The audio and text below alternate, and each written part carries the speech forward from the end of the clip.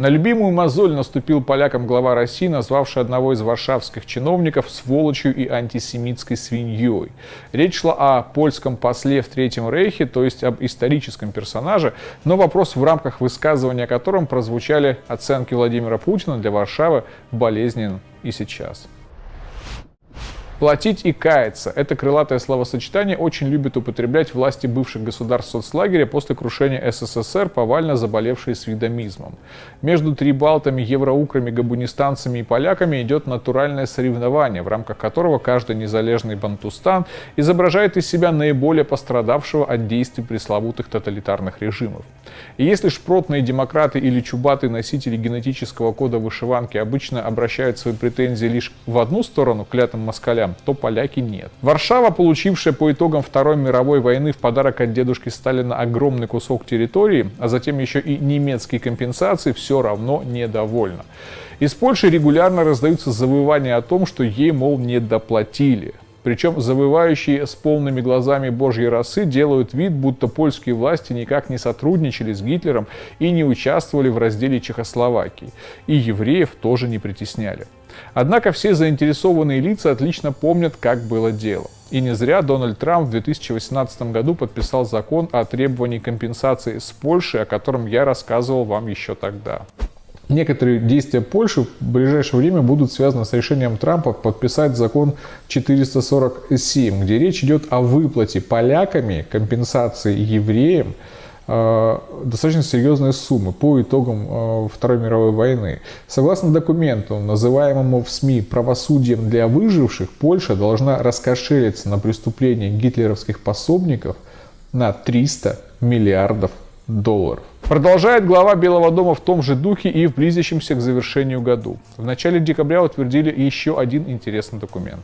Президент США подписал указ о борьбе с антисемитизмом. В указе говорится о намерении американской администрации бороться с антисемитизмом и происшествиями на его почве в Америке и во всем мире. В частности, органам исполнительной власти вменяется пристально следить за соблюдением закона о гражданских правах в части выявления дискриминации на основе расы, цвета кожи или национальности. Этот документ американцы также смогут задействовать, если поляки заерепенятся и станут сопротивляться выполнению того указа, где речь шла о компенсациях евреям. А теперь, когда я напомнил вам контекст еврейско-польских отношений на почве компенсации, оцените высказывание главы России о действиях посла Варшавы в Берлине, имевших место в прошлом веке. Что меня, честно говоря, задело, я вам честно скажу, это как обсуждали Гитлер и официальные представители той же Польши так называемый еврейский вопрос. Гитлер сообщил и министру иностранных дел, а потом послу Польши в Германии, прямо сказал, что у него есть идея выслать евреев в Африку, в колонии.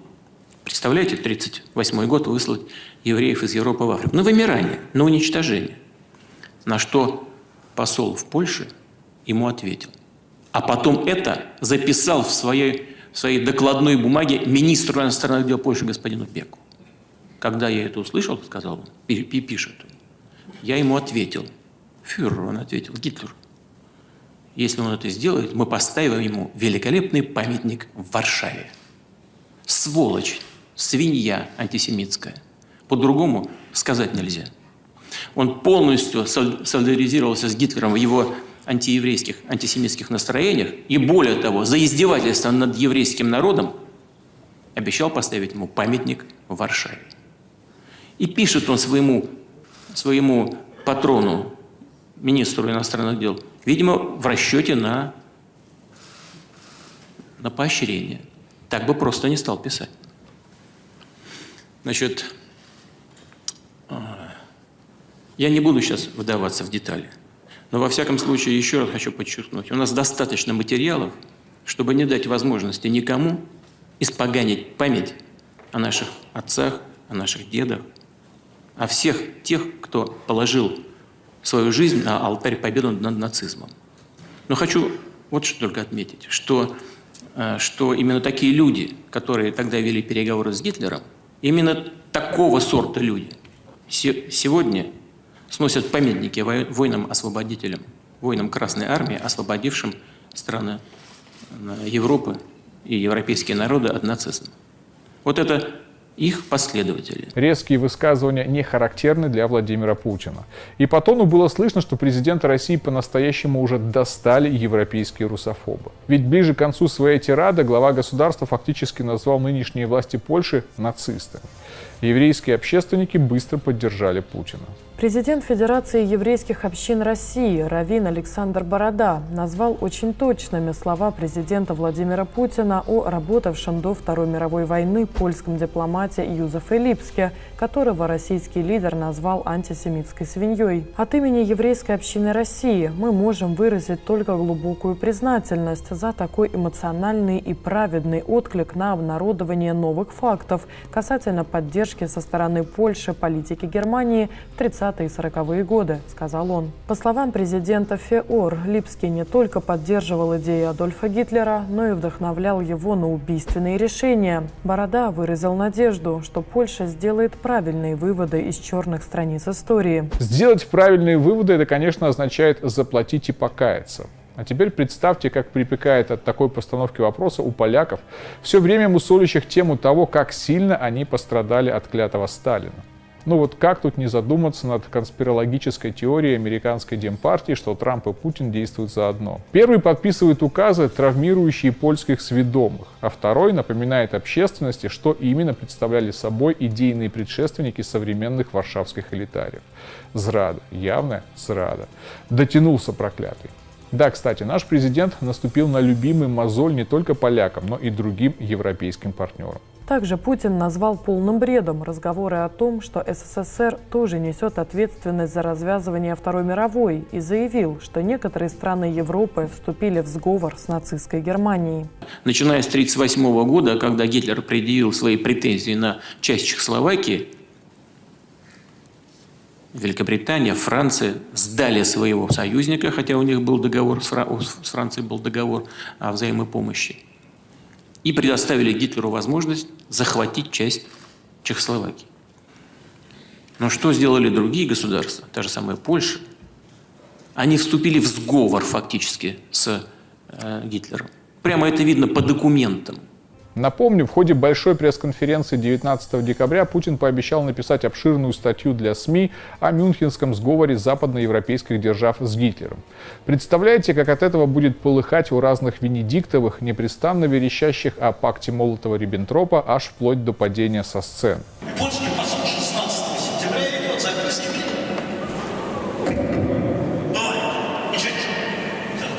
Я предвкушаю истерику в стане Либерды, когда выйдет упомянутый материал за подписью главы России. Обязательно прокомментирую все это для вас и посмеемся вместе. Друзья, благодаря вашей финансовой поддержке мы получили полную независимость от внешних источников финансирования. Достаточно твердо встали на ноги и продолжаем активно развиваться. Огромное спасибо всем, кто вместе с нами делает наш канал действительно главным рупором патриотов в YouTube. Благодаря вашей помощи теперь мы планируем развивать и вещание на иностранных языках – английском и испанском.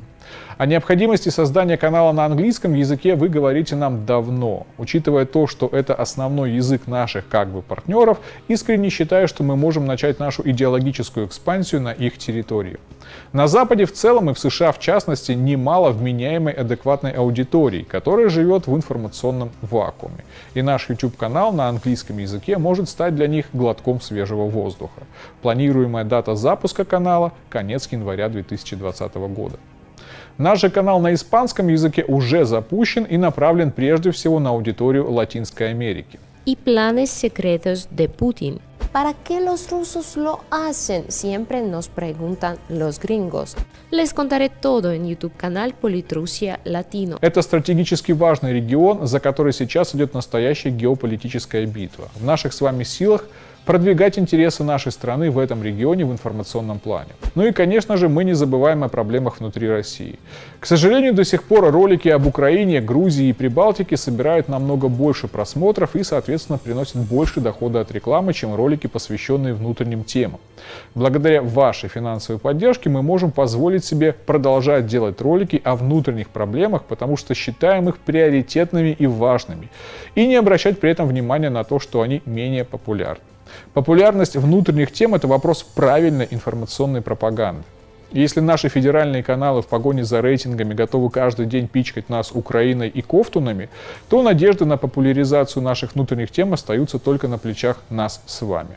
Поэтому работа в этом направлении для нашей команды всегда будет оставаться приоритетной. Друзья, спасибо вам большое за то, что вы есть. Благодаря вашей финансовой поддержке мы существуем и развиваемся, несмотря на все свалившиеся сложности. Продолжайте поддерживать нас финансово, присылайте нам свои материалы и информацию о ваших проблемах. Участвуйте в развитии наших новых каналов на английском и испанском языках. Ссылки на возможность оказать нам финансовую помощь и на наш испаноязычный канал будут в описании к этому видео. Еще раз большое спасибо, всего вам доброго и до свидания.